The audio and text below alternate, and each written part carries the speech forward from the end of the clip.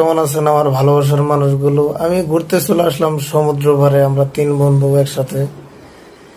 তাই এখানে একটা ভালো ভিউ, অনেক সুন্দর একটা জায়গা, মন ভালো করার মতো একটা পরিবেশ।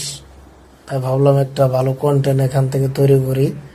এমনকি সমুদ্রের যে ঠান্ডা কুল বাতাস, এই গরমের মধ্যে সমুদ্র পাড়ে গোসল করতেও অনেক ভালো লাগে।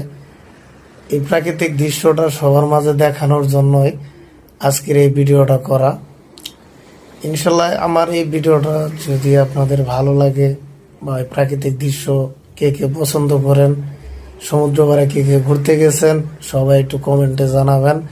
কারণ সমুদ্র পাড়ে ঘোরার যে একটা মজা, একটা আনন্দ, যারা যায় তারাই বুঝতে পারে।